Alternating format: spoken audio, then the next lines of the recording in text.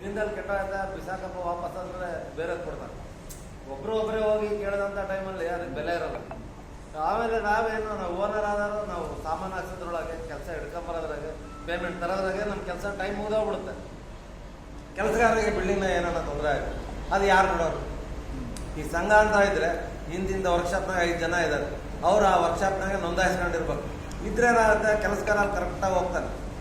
ಇನ್ನೊಂದು ವರ್ಕ್ಶಾಪ್ಗೆ ಹೋಗ್ಬೇಕಂದ್ರೆ ಅವ್ರಿಗೆ ಹೇಳಿ ಅದನ್ನ ಮಾಡಿ ಹೋಗ್ಬೇಕು. ಇನ್ನೊಂದು ವರ್ಕ್ಶಾಪ್ನಾಗ ಇಲ್ಲಿ ತಿಳಿಸ್ಬೇಕು, ಇಲ್ಲಿ ನಮ್ಮ ಸಂಘಕ್ಕೆ ಬಂದು ಅವ್ರು ತಿಳಿಸ್ಬೇಕು, ಇಂಥ 5 ಜನದೊಳಗೆ ಇನ್ನು 2 ಹತ್ರ ಹೋಗ್ತಿದಾರಂತ. ಇಲ್ಲಾಂದ್ರೆ ಬಿಗಿ ಬರಲ್ಲ ಕೆಲಸಗಾರರ ಮೇಲೆ.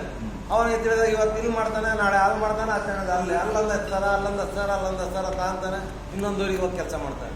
ನಾವೇ ದುಡ್ಡು ಕೊಟ್ಟು ನಾವು ದೂರ ತುಗ್ದಂಗ ಅದನ್ನು ಒಂದು ಎಲ್ಲ ಒಂದು ಸಿಸ್ಟಮ್ಯಾಟಿಕ್ ಆಗಿ ಬರುತ್ತೆ. ಆಮೇಲೆ ಇವಾಗ ಏನು ಮೊನ್ನೆ ರಿಜಿಸ್ಟರ್ ಮಾಡಿಸಿದ್ವಿ ಅಂತ ಹೇಳ್ತಿದ್ದಾರೆ. ಅದರಲ್ಲಿ ಈಗ ಇದು ಗೌರ್ಮೆಂಟ್ ಕೆಲಸ ಬಿಟ್ರೆ, ಸರ್ಕಾರಿ ಕೆಲಸಗಳು ಏನಿದಾವೋ, ಎಷ್ಟು ಆಫೀಸ್ಗಳಿದಾವೋ ಅದು ಬಿಟ್ರೆ ಇನ್ನು ಎಜುಕೇಷನ್ ಇರ್ಬೋದು, ವೆಲ್ಡಿಂಗ್ ಶಾಪ್ ಇರ್ಬೋದು, ಕಬ್ಬಣ ತಯಾರು ಮಾಡೋ ಇಂಡಸ್ಟ್ರಿ ಇರ್ಬೋದು, ಕಬ್ಬಣ ಮಾರೋ ಟ್ರೇಡಿಂಗ್ ಇರ್ಬೋದು, ಇದೆಲ್ಲ ನಾನ್ ಗೌರ್ಮೆಂಟ್ ಆರ್ಗನೈಸೇಷನ್. ಇದಕ್ಕೆ NGO ಅಂತ ಕರೆಯೋದು. ಇದಕ್ಕೆ ಸರ್ಕಾರದಿಂದ ಹಳ್ಳಿ ಆದರೆ 35% ಸಬ್ಸಿಡಿ, ಸಿಟಿ ಆದರೆ 25% ಸಬ್ಸಿಡಿ ಐತೆ. ಅದನ್ನು ಯಾರು ತಗೊಂತಿಲ್ಲ. ನಾವು ಸರ್ಕಾರ ಕೊಡ್ತಿರೋದನ್ನ ನಾವು ತಗೊಂತಿಲ್ಲ. ಕಬ್ಬಣದಾಗ ನನಗೆ ದುಡ್ಡು ಕೊಡ್ತೀವಿ, ಅವ್ನ ಲೆಕ್ಕ ಚುಕ್ತ ಮಾಡ್ತೀವಿ. ಏನು ಬಂತು ನಮಗೆ ಅದರಿಂದ? ನಮಗೆ ಏನು ಬಂತು? ನಮ್ಮ ಮಷೀನರಿ ಹಳೆ ಹೋಗ್ತಾನೆ ಇರ್ತವೆ, ಮುರ್ಕೊಂಡು ಹೋಗ್ತಾನೆ ಇರ್ತವೆ. ಅದಕ್ಕೆ ಸಬ್ಸಿಡಿ ಅಂತ ಬಂದರೆ ಅಟ್ಲೀಸ್ಟ್ ಬಡ್ಡಿ ಇಲ್ಲ ದುಡ್ಡಲ್ಲ ನಮಗೆ ಬಂದಂಗೆ ಆಗುತ್ತೆ. ಆ ಸಬ್ಸಿಡಿನ ಎಲ್ಲರೂ ಇವಾಗ ಏನಾಗುತ್ತೆ ಅಂದರೆ, ಯಾರು ಎಷ್ಟೋ ಜನ ಇವಾಗ ಆಸಕ್ತಿ ಇರ್ಬೋದು, ಒಂದು ರಿಜಿಸ್ಟ್ರೇಷನ್ ಮಾಡಿಸ್ಕೊಂಡಿಲ್ಲ, ಒಂದು ವರ್ಕ್ಶಾಪ್ ಯಾಕೆ ಮಾಡಿಸ್ಕೊಂಡಿಲ್ಲ? ಬೇಕಾಗಿಲ್ಲ. ಅದು ಮಾಡಿಸ್ಕೊಂಡ್ರೆ ಏನಾಗುತ್ತೆ, ನಾಳೆ ಒಂದಿನ ಅವ್ರ ಮಕ್ಕಳಿಗೆ ಒಂದು ಯಾವುದೋ ಒಂದು ಇಂಡಸ್ಟ್ರಿಯಲ್ ಪಾರ್ಕ್ ಆಗುತ್ತೆ ಹಿರಿಯೂರಲ್ಲಿ, ಆ ಕಡೆ ಎಲ್ಲ ಐಮಂಗ್ಲದಾಗುತ್ತೆ. ಅಲ್ಲಿ ಅವರಿಗೆ ತಾಕತ್ತಿರುತ್ತೆ ಕೇಳೋಕ್ಕೆ. ನಾನು ಒಬ್ಬ ಇದರಲ್ಲಿ ಮೆಂಬರು ಆಗಿದ್ದೀನಿ, ಚಿತ್ರದುರ್ಗ ಜಿಲ್ಲೆ ಒಳಗೆ ನನಗೊಂದು ಜಾಗ ಕೊಡ್ರಿ ಅಂತ. ಇವಾಗ ಜಾಗ ಯಾವುದೋ ಫುಟ್ಪಾತ್ ಕೆಲಸ ಮಾಡೋರಿಗೆಲ್ಲ ಕೊಡೋಕ್ಕಾಗತ್ತೇನ್ರಿ ಅಂದ್ಬಿಡ್ತಾರೆ. ಇದು ಒಂದು ಸಂಘ ಅಂತ ಇದ್ದು, ಒಂದು ರಿಜಿಸ್ಟ್ರೇಷನ್ ಅಂತ ಇದ್ದು, ಇದು ನಾನ್ ಗೌರ್ಮೆಂಟ್ ಆರ್ಗನೈಸೇಷನ್ ಅಂತ ಎಲ್ಲರೂ ತಿಳ್ಕೊಂಡಿದ್ರೆ ಎಲ್ಲಿ ಬೇಕಾದ್ರೂ ಚಾಲೆಂಜ್ ಮಾಡ್ಬೋದು.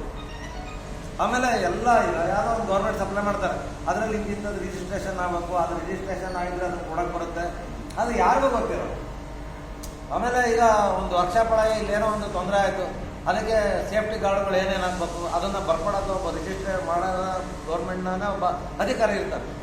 ಆ ಸೇಫ್ಟಿ ಜಮ್ ಅಂತ ಹೇಳ್ಬಿಟ್ಟು ಒಂದು ಸರ್ಟಿಫಿಕೇಟ್ ಇದೆ, ಜಮ್ ಅಂತ ಇದೆ. ಆಮೇಲೆ ಇನ್ನೊಂದು 3-4 ಟೈಪ್ ಇದಾವೆ. ಅವನ್ನೆಲ್ಲವೂ ನಾವು ಮಾಡ್ಕೊಂಡ್ರೆ ನಮಗೆ ನಾಳೆ ಏನೇ ತೊಂದರೆ ಬಂದ್ರೂ ನಾವು ಇನ್ನೊಬ್ಬರು ಕಷ್ಟ ಸುಖಕ್ಕೆ ಆಗ್ತೀವಿ ನಾವು. ಇವಾಗ ಒಬ್ಬ ಬಿಲ್ಡಿಂಗ್ ಮೇಲಿಂದ ಬಿದ್ದಿದ್ದಾನಂದ್ರೆ ಓನರ್ ಜಲ್ದಿ ಊರ್ಬಿಡ್ಬೇಕು. ಸಾಯಂಕಾಲ ತಕ್ಷಣ 5 ಲಕ್ಷ ಕೊಡೋ 10 ಲಕ್ಷ ಕೊಡೋ ಅಂತ ಕೇಳ್ತಾರೆ. ಎಲ್ಲಿಂದ ನಂಬ್ಕೊಳ್ಬೇಕು?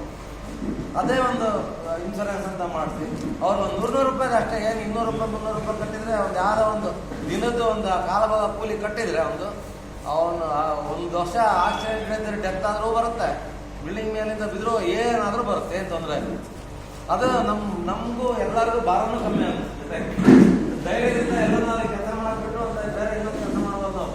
ಇಲ್ಲಾಂದ್ರೆ ಅಗಲೆಲ್ಲ ಬಗ್ಗೆ ನೋಡ್ಬೇಕು ಹೋಗಿ ಅವ್ರು ಏನು ಮೇಲಾಗ್ತಿದ್ದಾನೋ, ಕೆಳಗೆ ಬಿದ್ದಿದ್ದಾನೋ, ಏನು ಬಿದ್ದಿದ್ದು ಹೋಗ್ತಾನೋ, ಅವ್ನಿಗೇನೋ ಸಪೋರ್ಟ್ ಇಲ್ಲೇನೋ, ಹಿಂಗೆಲ್ಲ ಯೋಚನೆ ಮಾಡ್ಬೇಕಾಗುತ್ತೆ. ಅದು ಇದ್ಬಿಡ್ತಾ ಅಂತಂದರೆ ಒಂದೇನೋ ಒಂದು ಸಪೋರ್ಟಿಗೆ ಒಂದು ಸಪೋರ್ಟ್ ಇತ್ತಂತಂದರೆ ನಮಗೆ ಧೈರ್ಯ ಇರುತ್ತೆ. ಏನಾದರೂ ಅವನಿಗೆ ಮಾಡ್ತಿದ್ದೀನಪ್ಪ, ಅವನಿಗೆ ದುಡ್ಡು ಬರ್ತಂತೆ ಎಲ್ಲೂ. ಈಗ ಔಟ್ ಆಫ್ ಕಂಟ್ರಿ ಒಳಗೆಲ್ಲ ಊರು ಕಟ್ ಮಾಡಿದ್ರು ಕಟ್ಟಾಗೋದು ಒಂದು ದುಡ್ಡು, ಬೆಳೆ ಕಟ್ಟಾಗೋದು ಒಂದು ದುಡ್ಡು, ಹಿಂಗೆಲ್ಲ ಇದಾವೆ. ಇನ್ನು ಮುಂದೆ ನಮ್ಮ ಭಾರತದೊಳಗೂ ಇವೆಲ್ಲ ಬರ್ತಾವೆ. ಇನ್ನು ಮುಂದೆ ಬರ್ತಾ